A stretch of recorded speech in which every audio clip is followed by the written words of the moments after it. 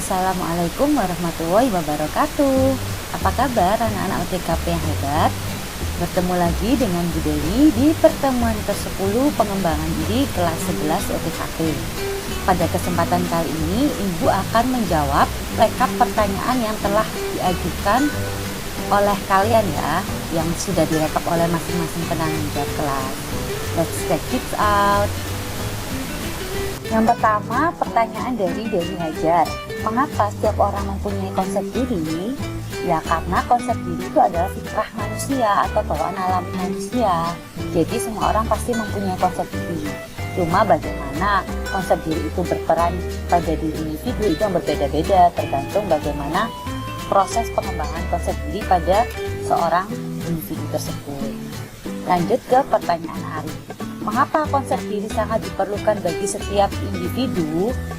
Ya sangat penting, karena kan konsep diri itu pandangan individu terhadap dirinya sendiri. Jadi bagaimana dia memandang dirinya sendiri? Apakah dia memandang dirinya itu berhargakah, bermanfaatkah? Nah itu kan konsep diri dari masing-masing individu. Jadi sangat diperlukan, apalagi kita harusnya itu mempunyai konsep diri yang positif. Kemudian pertanyaan dari Rahel, apakah faktor-faktor konsep diri menjadi gambaran diri dari setiap individu?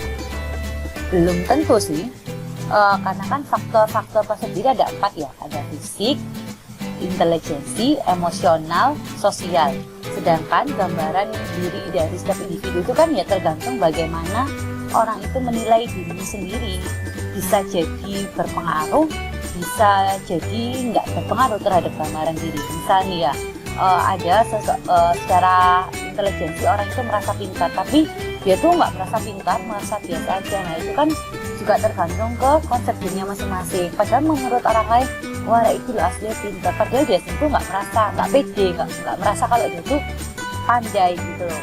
Jadi gambaran dirinya sendiri itu dia mengatakan dia itu nggak pandai, padahal faktor konsep diri secara intelijensi tes IQ itu dia itu pandai. Begitupun secara sosial, menurut dia kenapa ya aku ini kok nggak punya banyak teman, padahal menurut pandangan orang lain itu anak ini kenapa ya harusnya itu dia itu mampu bersosialisasi dengan baik. Nah itu karena pandangan dari gambaran dirinya sendiri bahwa dia itu merasa dia tidak bisa bersosialisasi dengan orang lain sehingga membatasi lingkup pergaulannya. Nah itu juga yang harus diubah sih dari seorang individu gitu. Kemudian lanjut dari ke pertanyaan Uliana, jelaskan maksud dari dimensi konsep diri. Misalnya ya, dimensi kalian punya kubus, dimensi kubus itu ada apa aja sih? Ya pasti ada panjang, ada lebar, ada tinggi ya. Begitupun konsep diri, dimensi konsep diri yang ada di dalam konsep diri itu apa? Nah itu berarti dimensi. Ya, berarti yang ada di konsep diri itu dimensinya itu ada penilaian terhadap diri sendiri, ada penghargaan terhadap diri sendiri, dan ada pengharapan terhadap diri sendiri. Itu namanya dimensi. Jadi pertanyaan dari Ari, mengapa kita cenderung menyalahkan diri sendiri ketika kita gagal melakukan sesuatu? Ada loh beberapa orang yang nggak menyalahkan diri sendiri, bahkan dia menyalahkan orang lain dan keadaan apabila dia sedang mengalami kegagalan.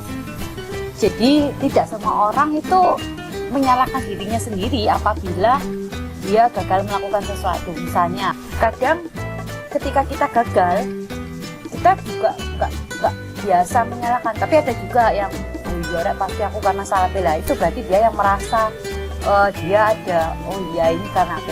Tapi nggak semua orang sih menyalahkan diri sendiri. Kebanyakan justru orang lain itu ketika gagal malah dia itu melempar kesalahan ke orang lain dan ke lingkungan sekitar. Oh itu gara-gara ini kan. Jarang sekali malah yang menyalahkan diri sendiri. Ada, tapi mungkin hanya beberapa orang, tidak banyak. Oke, kita lanjut ke pertanyaannya Nur Solihatin. Mengapa para pelajar, ini yang tentang gaya belajar efektif ya, mengapa para pelajar perlu menerapkan teknik belajar yang efektif dan efisien? Perlu sekali untuk menerapkan teknik belajar yang efektif dan efisien itu. Kemudian pertanyaan dari Ayu Wanda, apakah penerapan teknik belajar yang efektif dan efisien dapat mempengaruhi sikap intelektual siswa? Jawabannya tentu. Ketika dia sudah menerapkan teknik belajar, maka sikap intelektualnya juga perlahan pasti akan berubah, walaupun tidak drastis, tapi paling enggak ada perubahan sedikit ketika dia belajar efektif dan efisien. Itu kan misalnya dia belajar dengan merangkum, berarti ketika selama ini dia merasa aku kok belajarnya jelek ya, oh tak coba cara belajar efektif efisien dengan cara merangkum atau belajar bersama. Oh, nanti dirinya sendiri yang akan menganalisa bagaimana teknik belajar efisien itu yang bermanfaat ke dirinya. Pasti nanti itu sedikit banyak akan berpengaruh ke sikap intelektualnya dia, seperti itu.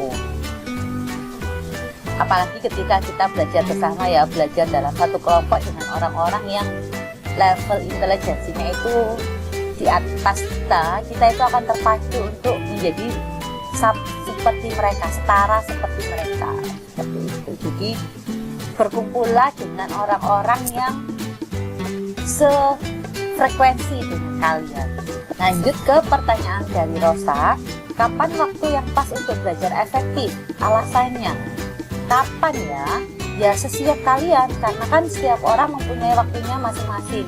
Ada orang yang lebih suka belajar itu waktu malam, ya berarti dia efektifnya belajar malam. Seperti saya misalnya, saya itu nggak bisa kalau belajar rame, berarti kalaupun dipaksa belajar dalam keadaan rame waktu pagi hari misalnya, itu nggak akan efektif, walaupun tekniknya itu sudah efektif ya, saya sudah merangkum sudah itu, tapi ketika kita merasa waktunya itu nggak pas, apalagi kalau misalnya lagi nggak mood, ya manusia kan moody ya. Kalau saya kalau lagi nggak mood dipaksa belajar juga nggak akan masuk. Jadi kapan waktu yang pas itu yang bisa menentukan adalah diri kita sendiri.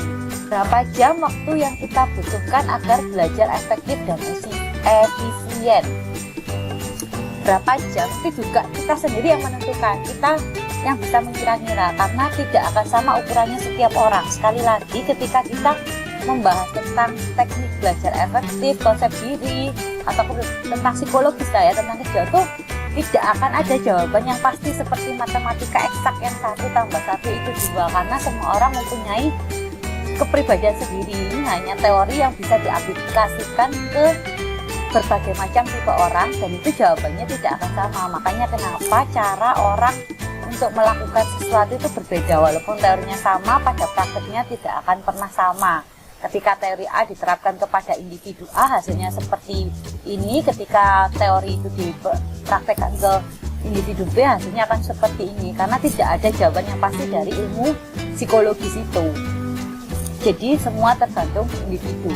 Yang penting waktu belajar efektif dan efisien adalah tidak lama kan ya. Salah satu tekniknya adalah belajar rutin tapi tidak lama. Jadi lebih baik kalau menurut saran saya, kalau saya sendiri sih setengah jam itu sudah cukup. Nanti diulangi lagi setengah jam ya, itu semua tergantung pada diri kalian sendiri. Kalau misalnya kalian mudah bosan, kalau saya kan orangnya tipenya mudah bosan ya. Jadi ketika belajar setengah jam itu udah jenuh, ya udah jangan dipaksa. Percuma, nanti nggak akan efektif. Jadi ya ketika 30 menit selesai, istirahat dulu, ngapain, terus baru nanti beberapa jam kemudian, oh ya belajar lanjut lagi. Kan tekniknya seperti itu ya, belajar rutin tapi tidak lama. Seperti itu. Kemudian pertanyaan dari Rahel, apakah gaya belajar mencerminkan konsep diri seseorang? Gaya belajar itu tergantung dari individu masing-masing, kan ada yang gaya belajarnya auditorial, visual, dan lain-lain. Sedangkan konsep diri adalah gambaran diri seseorang, dan itu tidak ada kaitannya sih antara gaya belajar dengan konsep diri. Konsep diri itu bagaimana orang menilai dirinya sendiri. Ada kaitan tapi tidak mencerminkan. Jadi belum tentu misalnya orang nih ya sama-sama mempunyai konsep dirinya sudah positif, tapi gaya belajarnya beda, karena yang mempengaruhi gaya belajar adalah karakteristik kepribadian, bukan konsep diri. Karakteristik konsep diri beda dengan karakteristik kepribadian seseorang, seperti itu. Jadi tidak mencerminkan sih, cuma gaya belajar memang dipengaruhi oleh karakteristik individu, bukan karakteristik konsep diri ya, itu beda. Oke? Baik, kita lanjut ke pertanyaan berikutnya ya. Biasa maksud dari metode pembelajaran efektif. Metode itu berbicara, jadi metode belajar efektif adalah cara pembelajaran efektif. Bagaimana cara belajar efektif? Nah, itu kan tergantung kita sendiri. Bagaimana kita mengelola. Ya, jadi metode pembelajaran efektif adalah cara untuk supaya kita belajar efektif. Lanjut pertanyaan dari Dendi, apa yang dimaksud dengan integrated method dan project based learning? Project based learning pada dasarnya adalah belajar melalui project. Jadi misalnya nih, ada tugas kewirausahaan untuk membuat sebuah project, itu proyek. Jadi itu membuat proyek atau project itu belajar melalui project based learning. Sedangkan integrated method itu berarti penggabungan yang basicnya itu tetap dari project based learning. Jadi bergabung antara pelajaran satu pelajaran lain, misalnya pelajaran bahasa Indonesia dan bahasa Inggris, sama-sama ada materi menulis surat lamaran pekerjaan. Nah, itu bisa digabungkan jadi satu. Jadi tugasnya itu jadi satu, tapi jadi dibikin dua bahasa, membuat surat lamaran pekerjaan dalam bahasa Indonesia dan dalam bahasa Inggris, tapi intinya sama, membuat surat lamaran pekerjaan. Itu contohnya integrated method. Jadi penggabungan tugas berdasarkan proyek dari beberapa mata pelajaran. Selanjutnya pertanyaan dari Arif Puji, bagaimana menurut Bu Dewi tentang metode pembelajaran daring saat ini diterapkan di masa pandemi? Apakah sudah berjalan dengan baik atau belum?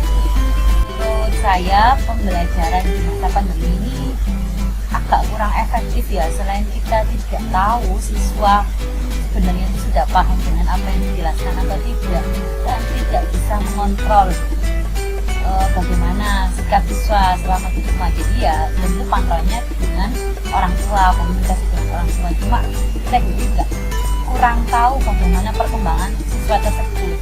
Kita hanya tahu oh ya dia mengerjakan tugas, oh ya dia absen, tapi tidak melihat secara langsung sebenarnya apa saja yang dilakukan selama pembelajaran daring itu. Kita lanjut ke pertanyaan dari Dewi Hajar. Mengapa setiap manusia harus mempunyai visi dan misi? Ya supaya dia lebih bergairah dalam menjalani hidup. Kalau dia tidak mempunyai tujuan dalam hidupnya, dia akan menjalani hidupnya dengan penuh rasa kebimbangan, keresahan.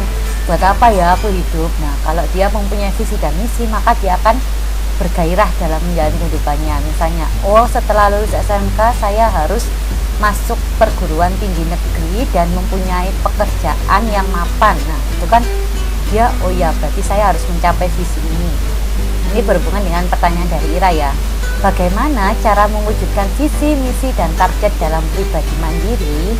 Caranya adalah kalian harus menentukan tujuan hidup kalian itu apa. Jangan jauh-jauh. Jadi kalian harus mempunyai rencana jangka pendek, jangka panjang, dan jangka menengah. Misalnya jangka pendek, dalam 3 tahun terakhir ini setelah lulus SMK saya harus lolos SNMPTN di perguruan tinggi negeri. Berarti misinya adalah harus mempertahankan nilai rapot agar tetap baik.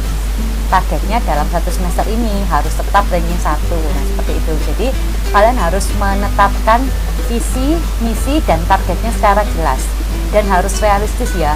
Kalian boleh menetapkan tujuan itu tinggi, tapi harus realistis juga. Kira-kira kalian bisa mencapai itu apa enggak. Jangan sampai visinya, harapannya itu terlalu tinggi tapi tidak ada misi yang dilakukan, dan itu malah tidak akan memenuhi target untuk mencapai visi tersebut. Seperti itu. Lalu pertanyaan dari Dewi Hajar lagi, mengapa kita harus menjadi pribadi yang mandiri? Ya supaya kita tidak bergantung kepada orang lain. Kalau kita menjadi pribadi mandiri, kita akan bisa melakukan sesuatu sesuai dengan kehendak kita tanpa menunggu orang lain. Seperti itu. Jadi tidak bergantung kepada orang lain. Kemudian pertanyaan dari Regita, bagaimana menciptakan kemandirian pada anak? Nah, setiap orang tua mempunyai caranya masing-masing dalam mendidik anak. Kalau saya pribadi, cara menciptakan kemandirian adalah dengan memberikan kebebasan kepada anak, tetapi bebas yang bertanggung jawab. Jadi, contohnya, setelah lulus SMK ini kalian mau kemana? apakah kalian mau kuliah atau mau bekerja. Nah, itu harusnya orang tua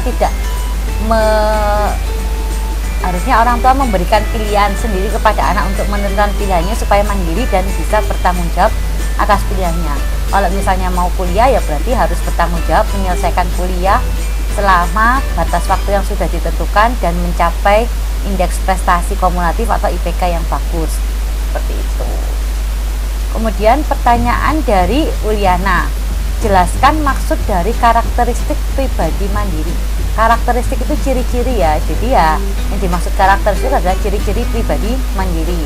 Seperti yang sudah saya jelaskan sebelumnya itu kan ada 9 ya karakteristik pribadi mandiri. Silakan dicek video sebelum ini ya, yang tentang pribadi mandiri.